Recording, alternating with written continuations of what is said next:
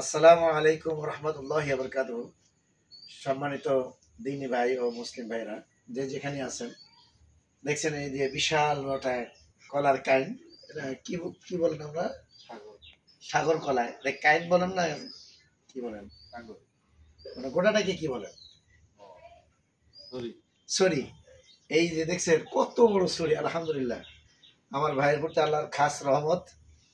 হ্যাঁ, এই জন্য আল্লাহ রহমত করে একবারে পুরা একটা কলার একটা ইয়ে দিয়ে দিছে। শুধু এটা না, আরো আছে।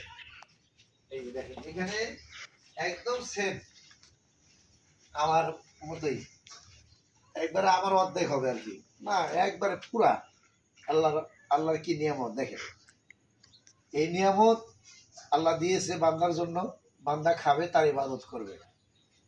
আর নিয়ামতটা আল্লাহর কাছে এটাই চাওয়া পাওয়া এভাবে হয়, আল্লাহকে যে যেভাবে ভালোবাসে আল্লাহ তার জন্য ওইভাবেই ফসল দিয়ে থাকে। শুধু এটা না, আরো আছে। এই যে এখানেও মাশাআল্লাহ, এটা তো একবার আমার সমান। এই যে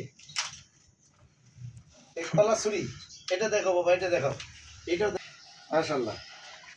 এই যে আমাদের আব্দুল মালিক ভাই, আব্দুল মালিক ভাই এই গাছ লাগাইয়েছেন। দেখবে কি বিশাল বড়, আল্লাহ আকবার, আমি হাতে পাইতেছি না। আলহামদুলিল্লাহ এই কলা অত্যন্ত সুন্দর, একবার দেখেছি এত বড় বড় হয়েছিল এর আগে, এত বড় না। আলহামদুলিল্লাহ এই কলাটা অনেক সুন্দর। আল্লাহর রহমত আমার ভাইয়ের প্রতি বর্ষণ হয়েছে।